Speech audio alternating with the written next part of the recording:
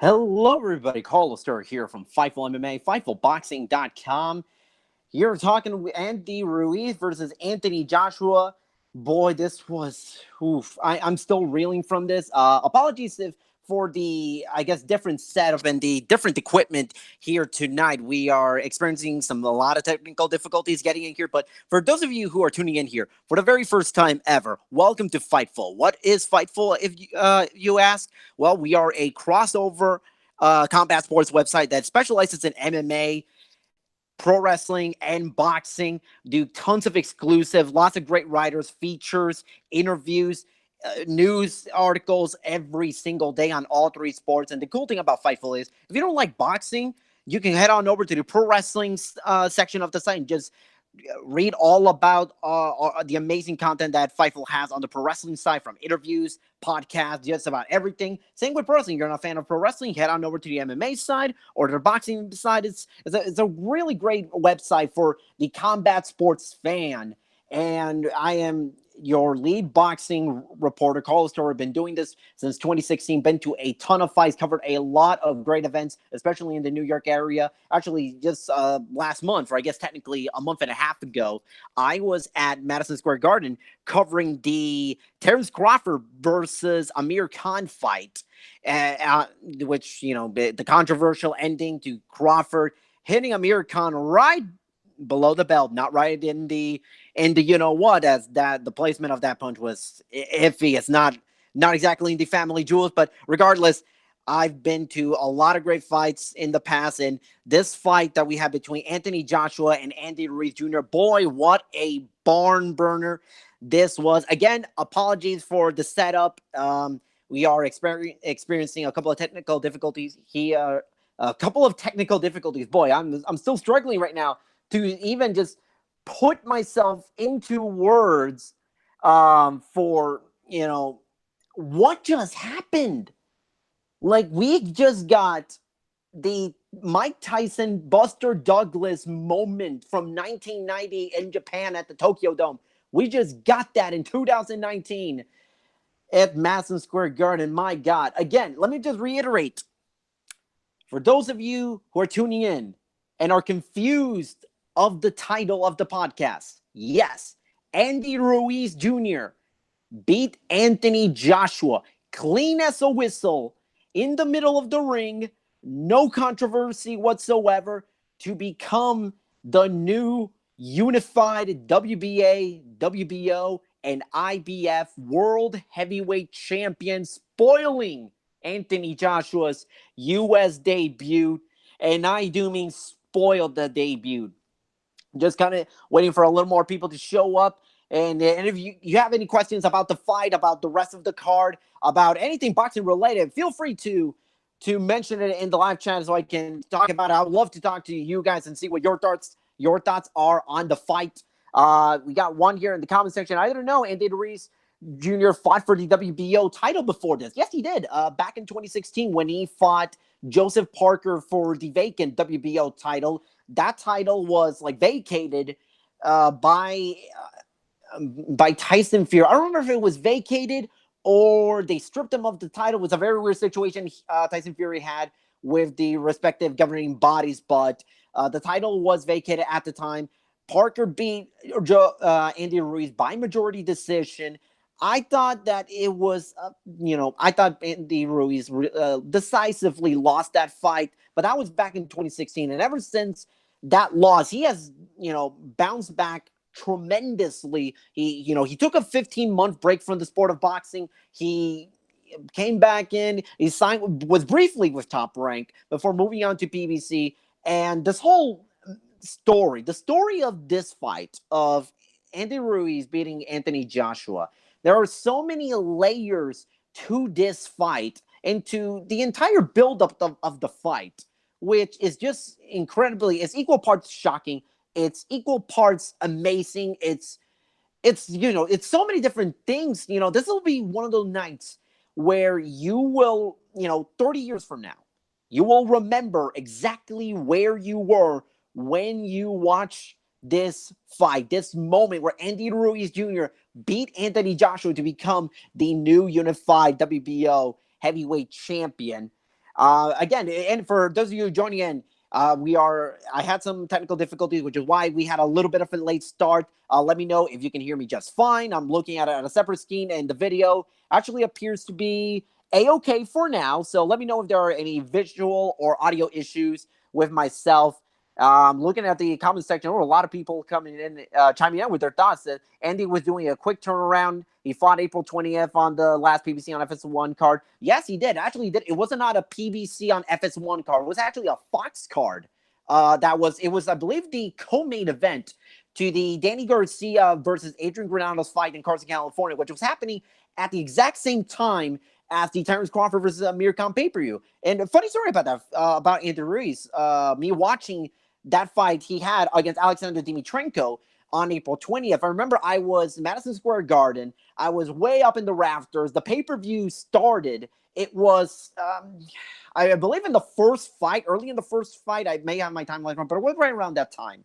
And I was watching the fight, like I had one monitor to my left, watching the actual pay-per-view, because you get, if you're covering a fight, and you get sent up there, you actually get a monitor that kind of gives you access to, so you get a miniature TV, essentially. And so one TV had the pay-per-view, Crawford versus Amir Khan, and the other one, I had the PBC on Fox card.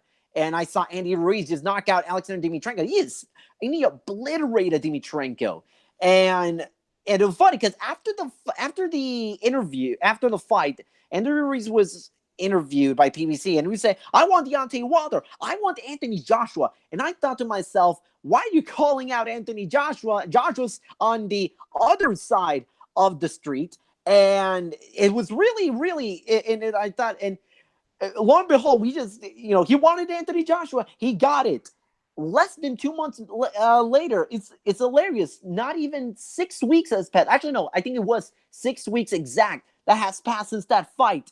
He went from beating Alexander Dimitrenko on the undercard of a Fox card and then goes on to become the heavyweight champion of the world. I think that's something that not all people are considering, or wasn't even discussed on The Zone tonight, was the fact that Ruiz was coming off a fight 6 weeks earlier. How often do you actually get this type of scenario where you get a world heavyweight challenger fight 6 weeks before the big fight? Which is still really amazing. I'm still kind of rattling my head. It's very 1970s, where you have guys fighting 6, 7, 8, 9, 10 times a year, and and they're not at the prospect level. They're at that contender world title level. I remember I think Tyson have fought 8, 10 times or something during his first year as heavyweight champion. I don't remember off the top of my head, but he fought a lot in that first year as the world heavyweight champion. Coming in here, a lot of people chiming in with comments. Joshua was telling his corner what he was going to do and not listen to them. Always a recipe for disaster. Yeah, that was weird. Funny, right before the fight, one thing that kind of entered my mind was, how was the relationship between Joshua and his corner gonna be like in this fight? And I thought that was really interesting, and not just the whole thing with Joshua in his corner, but also Joshua and the referee. So I think it's about time we kind of actually broke down this fight. But before we do a few more comments, because I do like listening, reading your comments in this fight. With this win, Premier Boxing Champion owns all the World Heavyweight Championships. Exactly. That's another thing. PBC is the undisputed heavyweight promotion of the world, because Ruiz is a PBC fighter. He now owns 3 of the titles. Wilder now owns the 4th title, and he's with PBC. And oh my God, I gotta wonder, does anybody have any idea what Deontay Wilder must be feeling right now? On one hand, a fight against Andy Ruiz, it's infinitely times easier to do when he's, when you're both on the same brand. It's infinitely times easier to negotiate with Andy Ruiz than with Eddie Hearn, as the last couple of years have shown.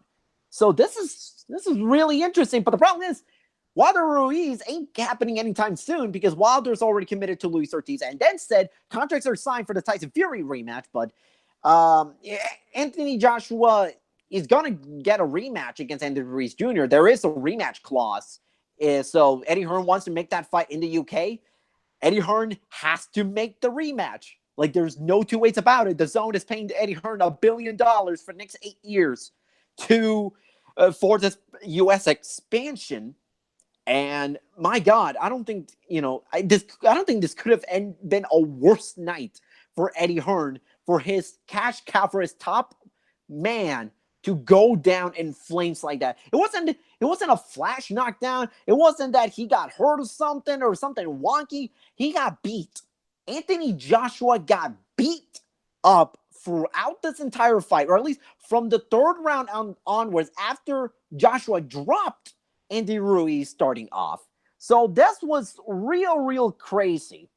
Uh, more and more comments on here. And by the way, I appreciate all you guys chiming in with the comments. Really do appreciate it. I love talking to you guys. Joseph also said, I'm a casual watcher. My mistake. Forgot it was on Big Time. Oh, yeah. Talking about his earlier comments on the Andy Ruiz being on PBC on FS1 and actually being on Fox. Someone asked, do you think the travel messed up Joshua? Oof. I don't know. No, I don't think the travel itself messed up Anthony Joshua, because not like he traveled to New York, from the UK to New York, like the week at the fight. He spent a full month in Miami. So I don't think the travel really affected him that much. But you gotta wonder that about Anthony Joshua in the preparation for this fight. I don't know what the game plan was supposed to be in this fight. There were moments in the fight, because I thought the easiest way to beat Andy Ruiz, and not specifically Andy Ruiz himself, but a guy with such a distinct size disadvantage against Anthony Joshua, would be simply step back, use the jab, you have a master class of jabbing away Andy Ruiz, because you're much longer, you're much taller. If you keep stepping back and you use the jab and just keep outboxing him, you're going to have an easy night on the scorecards. You don't need to do anything too extravagant. And I'm not saying that, like, it's easy beating Andy Ruiz.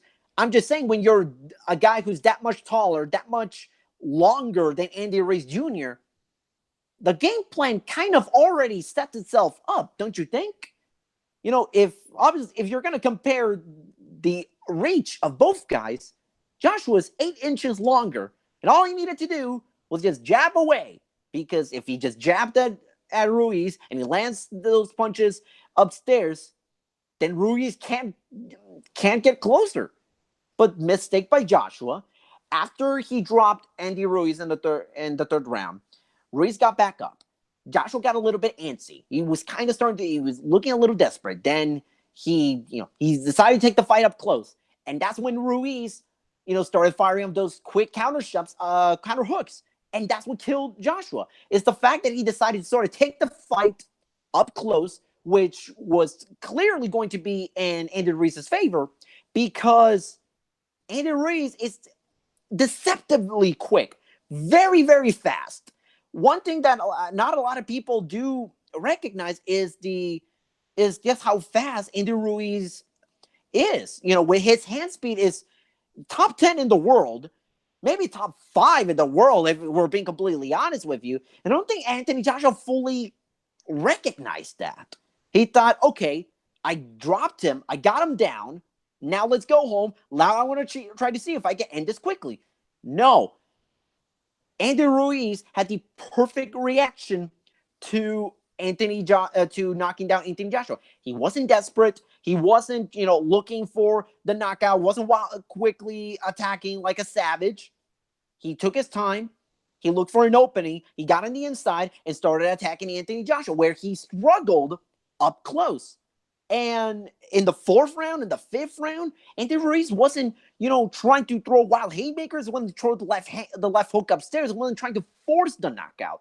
You hear fighters say all the time in the media, when they get asked for predictions, a lot of them will say, I'm not going to look for a knockout. I will not force the knockout. I will, if an opportunity comes, then I will take advantage. But other than that, I will not force a knockout. And that's really what Andy Ruiz did. He didn't force anything. He took his time. He waited his opportunity to get up close and personal. He attacked Anthony Joshua upstairs with the hooks, and he dropped him. And we've seen, and it's not like Joshua has a totally granted chin. He's been dropped before. He's been dropped by an old, well past his prime Vladimir Klitschko, who at the time of his fight against Klitschko back in 2017, I still thought Klitschko was top 3 heavyweight, but he was nowhere near the type of heavyweight that he was in his prime. Nowhere near. And he's still, and Anthony Joshua was still dropped by Vladimir Klitschko. So it was always, it wasn't, when it comes to Joshua up against strong power punchers, in a way, it was almost always, it was always not a question of if Joshua is going to get knocked down. It's more like when. That's why whenever I talked about it, but a hypothetical Joshua versus Wilder fight, I thought, I still wouldn't know. I might have picked Joshua to win on the scorecards, but every time I played this hypothetical what if scenario, I say Wilder's going to drop him at some point in the fight because Joshua doesn't have the best chin in the world. And we saw that tonight against Andy Ruiz. 4 knockdowns. 2 in the third, 2 in the 7th. And this was so crazy. This is the modern day Buster Douglas beating Mike Tyson at the Tokyo Dome type of fight. This will be something that we'll remember for decades down the line. Kind of looking now at the comments here. What about Ruiz versus Parker rematch coming off 2 losses? Well, first of all, Parker actually fought last December against Alexander Flores, and he beat him. It was a very controversial fight. It's a very, very weird fight. But Parker was just announced as the new signing for Matchroom Boxing. So Ruiz versus Parker, this rematch, it's not going to happen for a while, at least not until after Andy Ruiz fights Anthony Joshua again and beats him. Because it's still, a rematch. I don't know what's going to happen, but I actually would favor Andy Ruiz because we don't know what a mentally compromised Anthony Joshua is going to look like. That was also another weird thing is the way Anthony Joshua reacted after the fight. He was all smiles. He was not hanging his head. It's not like he was quiet and didn't want to talk to the media. He was almost acting as if he won the fight. And listen, and I'll give credit. And listen, Joshua acted like a complete gentleman, nothing but class. But can I make the argument that maybe Joshua acted with a little too much class? Because I'm just now, I'm rewinding this whole scenario back in the back of my head. And like Joshua was acting like nothing was wrong. And I don't think it had set in. I don't think Joshua realized what just happened. I think Joshua is still kind of, a little foggy. And you can tell from that 4th, 5th, 6th round, Joshua was still not fully there. He was not, he still wasn't recovering well from those 2 knockdowns he suffered in the 3rd round. So it was very, very, very bizarre. I don't think I can remember a champion losing in the manner like this against an opponent he was so heavily favored against and act that way. I can't remember a time ever happening. So it's very, very, very bizarre. Someone else in the comments say, could Deontay Wilder be able to go down a division since he was 209 in the Fury fight? That's weird. He said in an interview a while back, maybe it was last year or 2 years ago, that he would be willing to go down to cruiserweight, but I don't see it. There's no money for Deontay Wilder, the cruiserweight. There's no money for American cruiserweights, and that's always been the thing. That's why you always see like modern, like 20, 30 years ago, when you saw guys like Roy Jones, he went from light heavyweight all the way to heavyweight. He skipped past cruiserweight because there's no money to be made as a cruiserweight. Like theoretically, yes, I think Deontay Wilder could go to cruiserweight, but cruiserweight is a European division, and there's not, and Alexander Usyk is going up there to heavyweight. Muragassiev is going from cruiserweight to heavyweight, so there's no real super big fights to be made at that weight class. Dennis Lebedev, he's gonna be retiring soon, so that wouldn't make financial or business sense for Wilder to go from heavyweight to cruiserweight. Let's see, lots of Andrew Huntley says, I don't know if this is as big of an upset as Tyson Douglas, but I might have overtaken Rayman versus Lewis as the biggest heavyweight upset since that time. Oof. That's one I didn't even consider.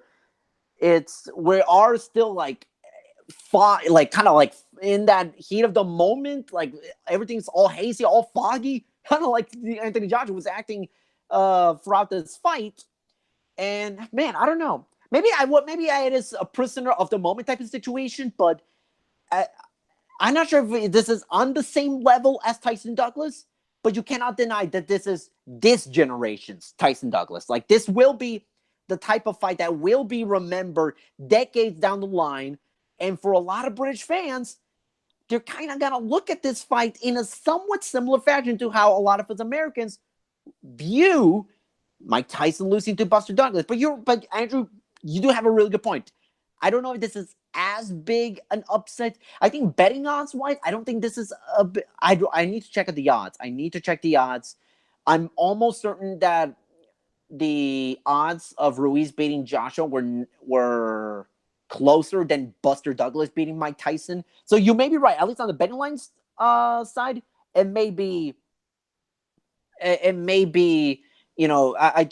think Buster Douglas might have had the bigger upset, at least from a historical sense and from a betting sense. So yeah, I'd say yeah. Let's see. Lots of other comments. Why did Canelo vacate the middleweight title after the Miguel Cotto? Why couldn't he fight Triple G when he was interim? Number of reasons. I mean, I guess the demand for the fight against Triple G wasn't as big back then. If I were to make a guess, and I think if they had, done that fight immediately, I don't think that fight would have been done. So yeah, there's a lot of, I think it wasn't the right time. I think 2017 was the perfect time with all the proper build-up, especially start using the Canelo versus Julio Cesar Chavez fight as your build-up at the start of the proper build-up for Canelo versus Golovkin. So yeah, I think 2017 just wasn't the right time. So, boy, I'm still shocked, by the way. I know I just spent the last 23 minutes talking and saying that, and talking about this whole fight. But when I tell you I am mentally speechless, I really am. I don't know what to. I'm still like, I could go to bed and I will tell you that I will have no idea if tonight was real or not. For a number of reasons, not just from the Anthony Joshua losing to Andy Ruiz, which I think will go down as one of the greatest heavyweight upsets in recent memory. And it will certainly have consequences in the heavyweight division for a long, long time. By the way, anybody wonder what Eddie Hearn must be feeling right now? Like, does anybody, like, do you imagine, like, even in the interviews, like, he did all his interviews, he didn't shy away, he wasn't acting foul or anything like that towards any interviewers, but in the back of of his mind, you gotta imagine that Eddie Hearn is not thrilled in the least bit. He's nowhere near, like, it's like his entire life, his career is crumbling down. Because when this whole expansion, so when this entire DAZN Matchroom project started last year, the idea of a Joshua Wilder fight on DAZN was one that was explored, and I don't want to say it was promised, but that was certainly a fight that DAZN wanted. Like, that may have been like the biggest fight that DAZN wanted. That's over. If Joshua, even if Joshua beats Ruiz, even if Joshua goes to Deontay Wilder and says, I have my 3 belts, you only have 1. The dynamics of this whole negotiation table completely change. And now it's no longer when it's going to happen, if it's going to happen. I don't think it will ever happen. I don't think Joshua Wilder is ever going to happen now. Because now you're also going to have to, Joshua now going to have to deal with Andy Ruiz. And Ruiz could beat him. I mean, listen, he could beat him. Joshua could still win. But let's imagine for a quick second, if Joshua beats Ruiz, then you can't really go to Deontay Wilder and demand and be the guy demanding everything in negotiations. No, you're not doing that. You lost your title fight. Deontay Wilder may have lost in the eyes of the public when he fought Tyson Fury last year, but at least Deontay Wilder still kept his title because the fight ended in a draw, and at least Deontay Wilder is saying, listen, I want to take all my controversial fights. I want to line up one at a time. I want to fight them, and no matter what, I'm fighting Luis Ortiz next. I'm going to fight Tyson Fury next. So, man, I wonder. See, I go back to my earlier question. What does Wilder thinks about this whole thing? Because, yeah, he now has an Easter time to negotiate a fight for the undisputed titles. If Ruiz beats Joshua in a rematch, which I don't doubt will happen later this year in the UK, that's just, there's no way that rematch is not going to happen. This, it's not just Joshua doesn't have his titles anymore. The Zone doesn't have one of its biggest stars to market in the US. They no longer have that. Andy Ruiz isn't like a free agent that can just go fight willy-nilly. No, he's with PBC. And, I don't know. I'm just still... This is still shocking to me. I mean, does anybody else, I'm reading the comments here. Doesn't Joshua have 4 belts? Not if you count the IBO belt, which no one should count because the IBO belt is not recognized as a major title. But promoters, marketing people, they're going to say he has 4 titles because the IBO counts. When in the eyes of the people, no, it shouldn't count. It shouldn't count. He had the WBA, the IBF, and the WBO. And yes, he had the IBO, but that shouldn't count as a major title. It was a minor title, and that's not. And the IBO is only going to be a footnote in his career when it's all said and done, even after tonight. Let's see. Reading down the comments, I think Joshua Wilder at this rate may go down alongside Riddick Bowe versus Lewis as a what could have been. Yeah, I agree. That's the one thing. This is also a wake-up call for everyone who keeps saying, we're going to marinate. We're going to let things simmer. We're going to have fights and keep building up. No. Like, when the public demands a fight, you cannot say, we're going to build up to it. In a year or two, it's going to be bigger than ever before. But the problem in boxing is guarantees don't exist. They just don't. You can't make a promise and expect it to happen just because you say it will, because that doesn't always happen.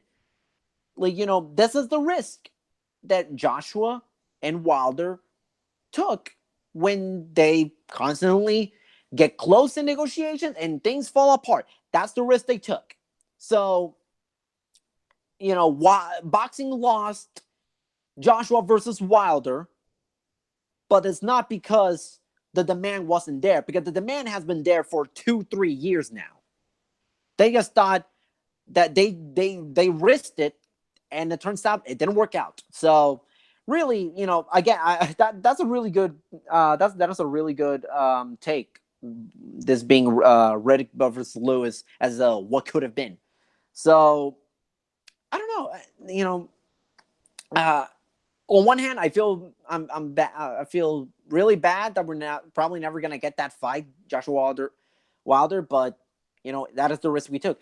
Hell, even PBC's plans at big fights backfired. Like the last 7 months, the junior middleweight division was turned completely upside down because PBC wanted to get a 3-belt unification between Jermell Charlo and Jarrett Hurd. And what happened? Instead of making that fight, boom, immediately, or at least wait until Jarrett Hurd rested a little bit after that return fight against Jason Wellborn, they went, Jarrett Hurd fight Julian Williams. What happened? Julian Williams beats Jarrett Hurd. Jermell Charlo fought Tony Harrison. Tony Harrison beats Jermell Charlo. And it completely destroyed any hopes of getting that Charlo Jared Hurd fight being made for 3 of the 4 world titles at 154 pounds. That's the problem with boxing.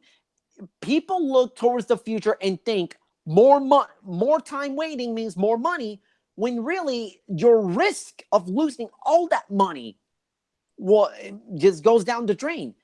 That is the risk. That is the risk promoters and fighters take when they don't take the big fights immediately. Sure, you may be sacrificing a few dollars by having the fight right now, but at least you're getting money and making those fights happen instead of running the risk of not getting any money at all for those big fights. So this is the risk they took. So sorry, boxing, you're not going to get your Joshua Wilder fight, but this is what happens when they decide to let things build up. Sometimes when you try to build things up, they just crumble down, and there's nothing you can do about it except pick up the pieces and try to think of something else to build up.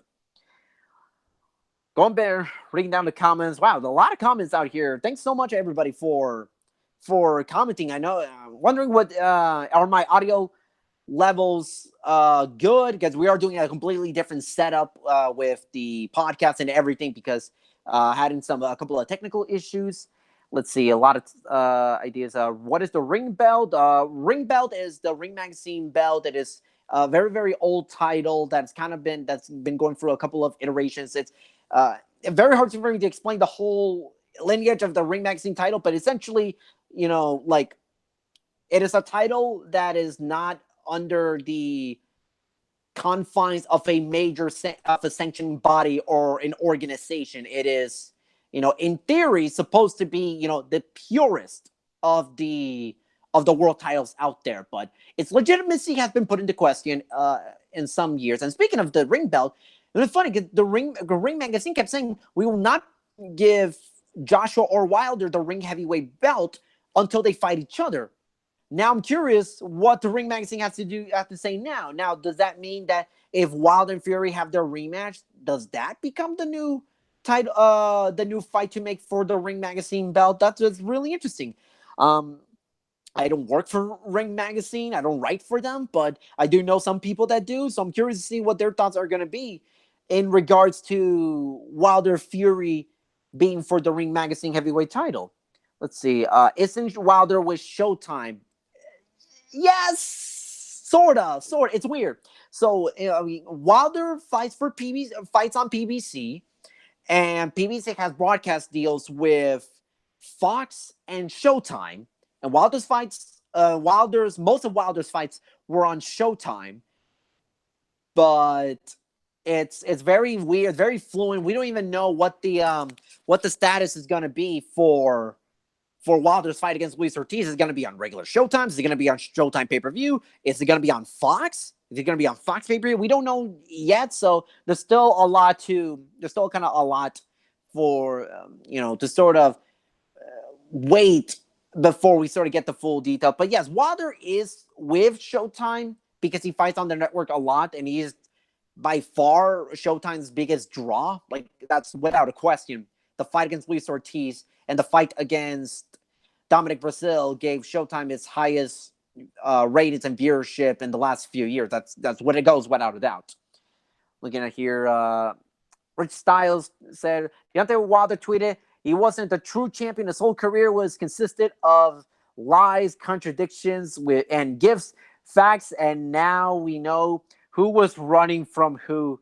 Hashtag till this day. Oh, man. Oh, man. Leave it to Deontay Wilder to give a hot, spicy take and end it with a till this day. Let's see. Andrew Huntley said, it should be noted we could get PBC unification fights down the road. If you're referring to to Wilder Ruiz, yes, that is entirely at play if Wilder beats Luis Ortiz and beats Tyson Fury. If he beats those two guys, and Andy Ruiz beats Anthony Joshua, then you can see Deontay Wilder versus Andy Ruiz take place summer 2020, fall 2020. And by the way, That's going to be a pay-per-view fight. That's going to be a pay-per-view fight. They will try every Fox and PBC and Showtime. They will do everything under their power to make sure that becomes the next mega fight. They will do everything. It's weird because now you're kind of now thinking way ahead as to a potential Wilder versus Ruiz fight. And you can't really say that, and you can't really think like that because we literally just spent the last 10 minutes talking about how thinking ahead could be a huge risk. So right now, the fights are as follows in the heavyweight division. You got Tyson Fury fighting Tom Schwartz on June 15th.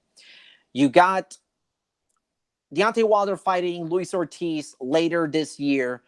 Date, venue, broadcast details, all unspecified, all left to be revealed in the near future. Joshua versus Ruiz, or I will give Ruiz this part. Ruiz versus Joshua 2, later this year in the UK, most likely. There's no way Joshua and Eddie Hearn are not going to enact that rematch clause. They will go for the rematch immediately. I don't know if it's going to be like something in August or September. I see that happening maybe in October or November. Probably on the zone. I don't think PBC. I don't know if PBC will look to see if they can make that fight possible on their own network. I don't know. That's really interesting if PBC can try to get the rights to that fight, because now Ruiz is the one with the heavyweight titles. Let's see. Lots of comments here. Again, thanks so much, guys, for all the comments and all your feedback. Thank you, Andrew Huntley, for letting me know that the audio and visuals are good. Really appreciate it. That kind of takes a load off my shoulders. Really appreciate it.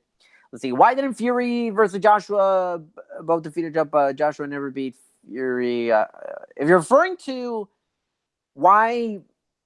Oh, okay. Now we see what you. Why didn't Fury and Joshua fight each other? After all, both beat Klitschko.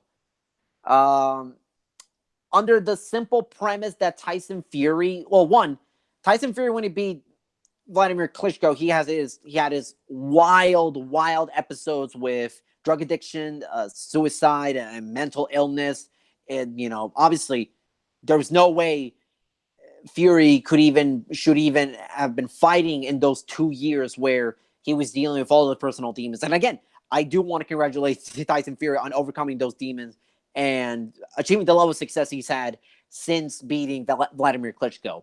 But Fury is promoted by Frank Warren, and I guess also promoted by Bob Arum in the U.S., and Joshua promoted by Eddie Hearn. And for those of you who don't know, Frank Warren and Eddie Hearn, the two biggest promoters in the UK, they don't exactly see each other eye to eye. So if you kind of thought the PBC top ranked rivalry was thick, Eddie Hearn, Frank Warren is even more crazy. They almost never work with each other. Like, it's much less frequent seeing a Frank Warren Eddie Hearn type of fight than a PBC top-ranked type of fight. So, let's see. When's the last time the titles were separated, and how could they be separated again? If you're referring to, and I don't want to misinterpret your question, Mr. El Jefe, but are you referring to when was the last time, like, the unified titles that Andy Ruiz has, IBF, WBA, WBO titles have been like owned by separate people? When was the last time that happened? It was when Fury beat Klitschko, and off the top of my head, if I remember correctly how the story goes, Fury had an IBF mandatory, and Fury didn't want to take that mandatory, so the IBF stripped him, and the IBF is extremely strict when it comes to champions fighting their mandatories. So, and then with the WBA and WBO titles throughout 2016, I believe he either surrendered those titles or was stripped outright of those titles. It was very weird. It was all because he failed drug tests, was not mentally fit to compete. As I mentioned, he had a lot of personal demons to overcome, and he was not fit to fight for years and years. he was not fit to fight, and he had to work his way back up. So that was the last time kind of those titles were separate.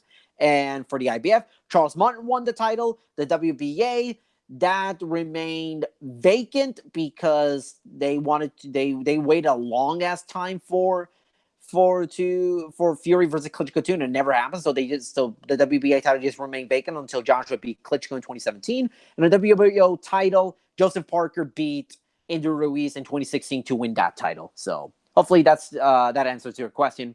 Andy Ruiz should get paid big time for going to UK for a rematch and would deserve a trilogy in Las Vegas if Joshua wins in the UK. Yeah, well, to the first point, yes.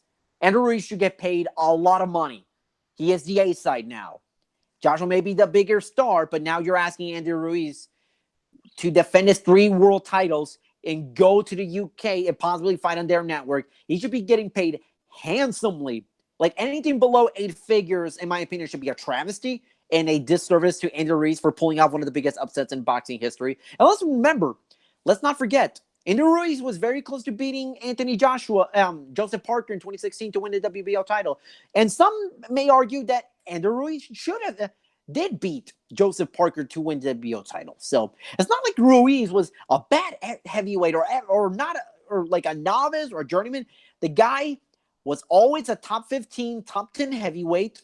He lost a very close fight and for the WBO title in 2016, spent well over a year away from the sport, came back, it was fighting on undercards, then lucked out by going on PBC and fighting on April 20, and say, after he beat Dimitrenko, I want Deontay Wilder and I want Anthony Joshua. And when Jarrell Miller, who was Joshua's original opponent, and when he failed those drug tests and they were scrambling for different opponents, Ruiz, the stars aligned and he got the shot to fight Anthony Joshua. And I honestly thought it was going to be either Michael Hunter or it was going to be, trying to think. Actually, no, it might have, trying to, I off the top of my head, I know there were a number of guys that were under consideration, guys from Mano Char, Trevor Bryan. I know Don King wanted to get Trevor Bryan in the mix to fight Anthony Joshua. Manor Char said he wanted a crack at it. Adam Kanaki was actually under early consideration, but Kanaki said, "Nah, I'm quote unquote promised a shot at a title down the road, and so I'm not gonna fight Joshua now. We got our own plans." So there were a lot of heavyweights that were under consideration. It just didn't work out, and Ruiz swooped in, and he got the golden ticket. He went inside Willy Wonka's chocolate factory, and he made out with the entire factory and kicked out Anthony Joshua out of the building. Boy, what a great night what a great night for Andy Ruiz. What a great night for boxing. This is going to be mentioned. This is going to be talked about for a very, very long time. And now I don't know if you can, this is a weird era. The era of the Joshua Wilder Fury triumvirate for the moment could be over if Ruiz beats Joshua again. Because now it's Deontay Wilder, the biggest star in the heavyweight division. You kind of have to look at it that way now. So yeah, it's gonna be very interesting. Andrew Huntley in the comment section says, "I wonder how Michael Hunter, Adam Kanaki would have fared in Ruiz's place." I don't think they would have fared as well as Ruiz did. Michael Hunter is really, really good, but I think he's still learning. He's still growing into the division. Let's not forget, he's only been a heavyweight for a couple of years now. And he hasn't been facing elite competition. The competition he's faced is decent, but not spectacular. And I do think he is a guy that should have been under heavy consideration, and he was under consideration. And I think it would have been a decently entertaining fight, but I don't think Hunter would have been Joshua. I certainly think Kanaki wouldn't have fared as well, because I don't think Kanaki has Ruiz's speed and innate ability to sort of attack Joshua on the inside. And I don't think Kanaki had the stamina to go full 12 rounds against Anthony Joshua. This is another thing. I don't think Kanaki would have fared all too well. You remember that fight against Charles Martin? I think it was Charles Martin or Gerald Washington. I can't remember which of the two. But Kanaki was tired and at the end of the fight, and that was a 10-rounder. And I don't think he would have fared too well against Anthony Joshua for a full 12. So I think Ruiz was the perfect type of opponent to really take advantage of what's now, I think, obvious for a lot of people, Anthony Joshua's shortcomings. So what else do we got here? Should Wilder be feeling like this was a missed opportunity?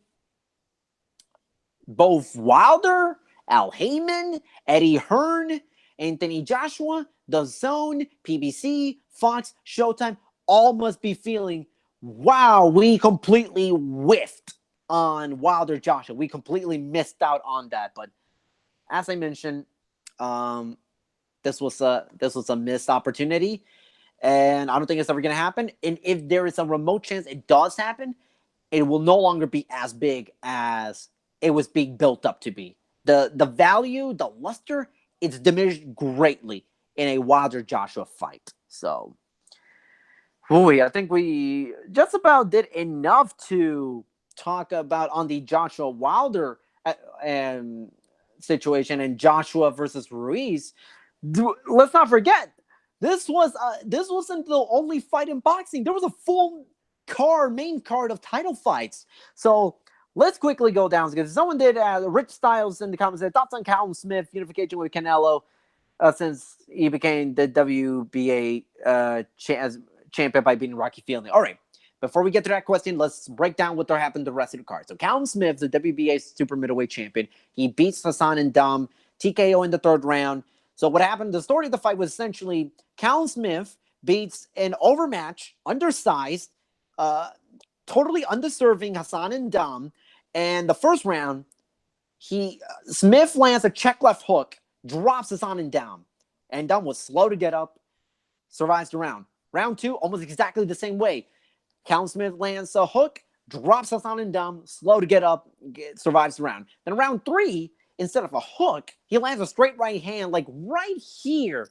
Like it's not exactly on the chin, or like it was kind of like under the ear, right around here. Under the ear, and Hassan and Dom went down, and it was a violent knockdown. Like Hassan and Dom was going down, and his hand bounced off the canvas, and it was like dunk, and it was very, very, very scary to see. He got back up, but the referee smartly says, "No, you're not fighting anymore. You're not fighting anymore." That was when you're in the situation of your head bouncing off the canvas.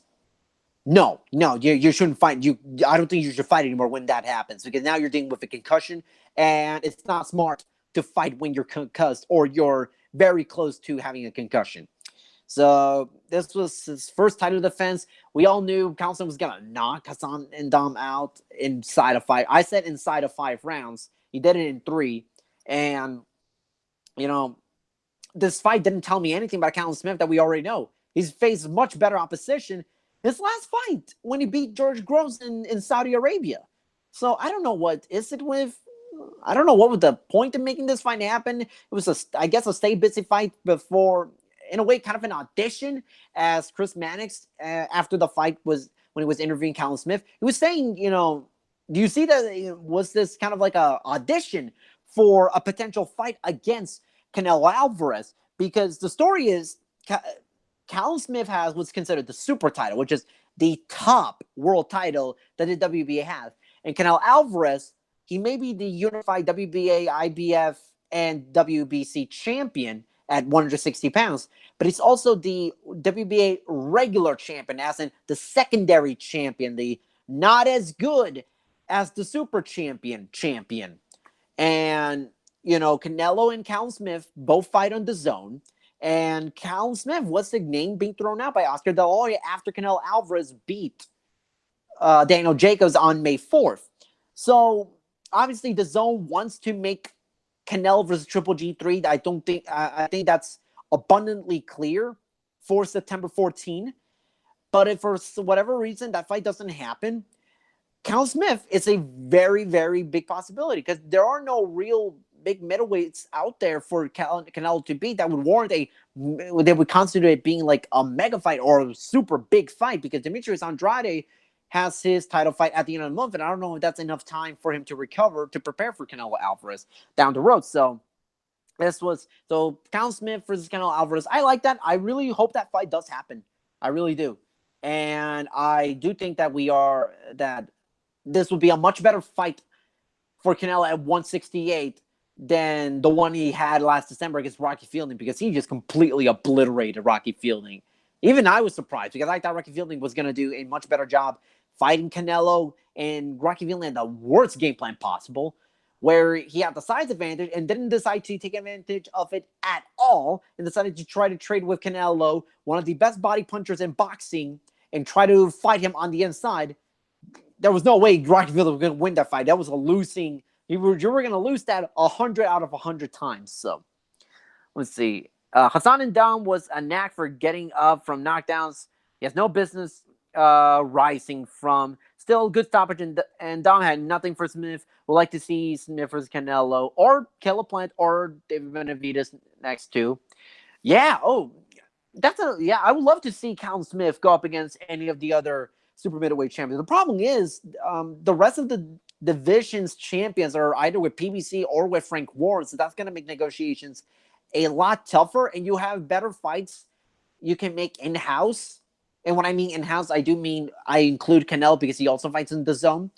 Callum Smith, he could fight John Ryder, because John Ryder won the interim title back on May 4th, but for some reason he was stripped or is no longer listed as champion. But John Ryder's a matchroom guy, and you can totally make that fight possible. That's a main event fight in the UK, Callum Smith versus John Ryder, and I wouldn't be too upset at seeing that if Callum Smith doesn't get a unification fight or a fight against Canelo Alvarez next. That's a much better fight than against Hassan and Dom. So it's very weird. It's I don't know. I love to see Callum Smith get Canelo Alvarez. I think that's a really, really good fight, and it's a great. And if Canelo beats Callum Smith, then this legacy, I think, goes up tremendously, because Callum Smith is arguably the best 168 pounder in the world, in my opinion, if we're not including Canelo Alvarez, because he only had the one fight at 160, and it was against an overmatched Rocky Fielding. Somebody asked, what about the Katie Taylor robbery? Yep, that is the other world title fight that happened on this card. The opening fight of this card, Katie Taylor versus Delphine Persoon for the undisputed WBA, WBO, IBF, WBC, Ring Magazine, female lightweight world titles. So this was a very awkward fight. It was unlike any other Katie Taylor fight that we have seen previously throughout her career. So Katie Taylor starts off well, starts outboxing Delphine Persoon, who from the very beginning, you could tell what her game plan was going to be, and it was to make Katie Taylor as uncomfortable as possible, bring the fight to the inside, and just keep attacking Katie Taylor without remorse. Make this like a street fight. It wasn't a boxing match. It was more of a street fight, and force Katie Taylor to have to attack. And there were a lot of moments where I thought Delphine Persoon was doing very well against Katie Taylor. But as the fight went on, for some reason, Katie Taylor, she didn't land as much as Delphine Persoon. But Persoon's face was the one getting much more badly hurt than Katie Taylor. Like, you look at like the difference, like the headshot between both women after the fight. If you were asked which of the two won, just based on how their faces looked, you would say Katie Taylor won, because Delphine Persoon's face was like bloated, it was cut. She, like, her left eye was almost swollen completely shut. It was a really bad shiner. And I can see from the visual standpoint, she's making an argument that Katie Taylor won. I had Persoon winning 97-93 on my own scorecards. And I thought Persoon won. I think this is like borderline robbery, because I don't think you can make a case for 96-94. In the most pro Katie Taylor way possible, scored in 95-95. But I just didn't see Katie Taylor winning. And Delphine Persoon, she thought she won. I think she deserved to. At the very least, I thought she deserved to win the fight more than Katie Taylor.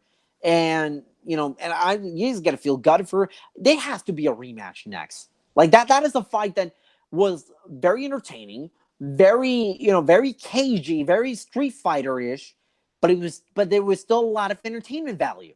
And I don't think that this fight should. I don't think there should be a one and done. I think there should be a rematch between the two of them. And I do think that there should be a. I do think the four governing bodies should tell Katie Taylor to do a rematch down the line because Delphine Persoon deserved better than what she got at Madison Square Garden. Yeah, that's kind of the boy. We went a long while talking about these fights of almost an hour. So, anybody else has any other questions for me that want me to discuss? Any other topics? Reading down the comments, Sergio Martinez says one thing I noticed: the referee had Anthony Joshua's mouthpiece in his hands when he waved it out. Should he have put it back in Joshua's mouth or give it to his corner? A quick stoppage, in my opinion. No, well, okay. Let's answer the first part of your question.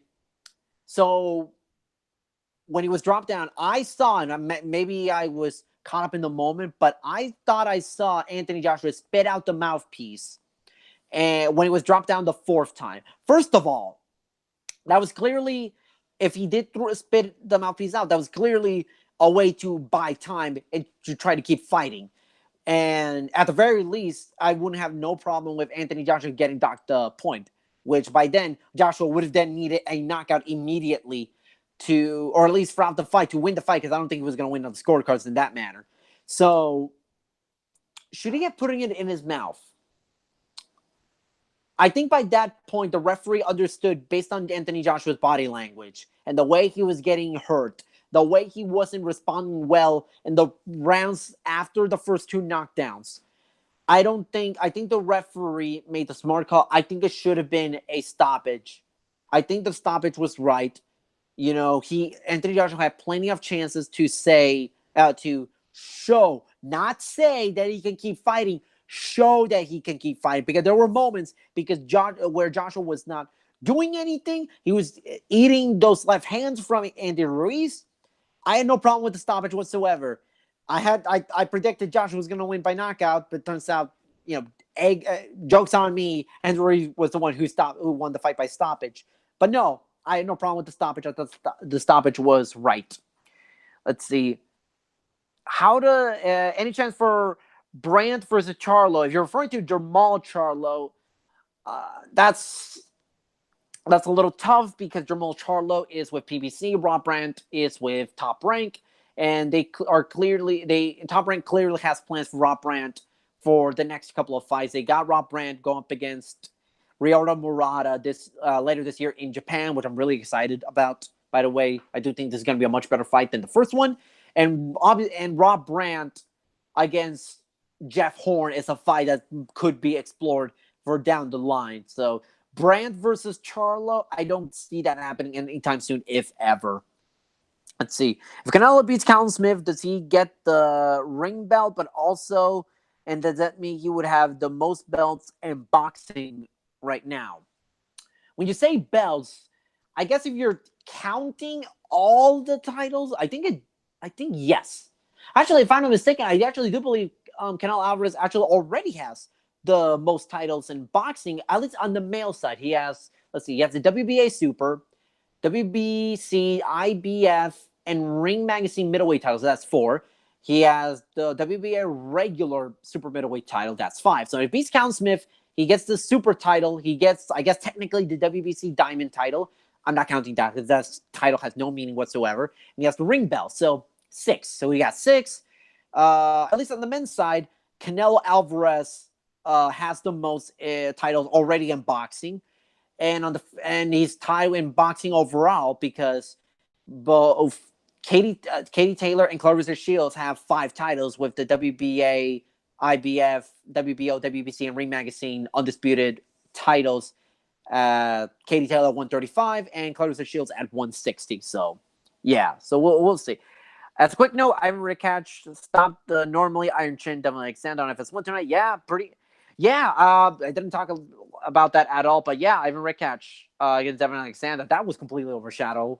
Like, but I wonder what the viewership is going to be like. I would imagine not a lot. Even on a night where there was no NBA and no UFC at night because the UFC card was during the day. So I don't know what's going to be the viewership for that one. So that's going to be interesting.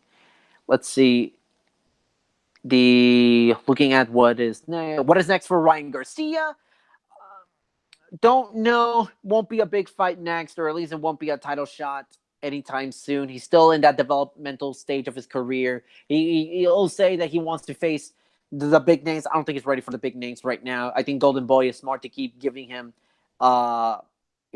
B-level guys where he can keep improving and let Ryan Garcia simmer. Let Ryan Garcia train a lot longer under Chepo Reynoso or under Eddie Reynoso before he gets the big fight, because Ryan Garcia looked tremendous ever since he linked up with Eddie Reynoso. Like, he looks like a fighter who's much older than what he is right now.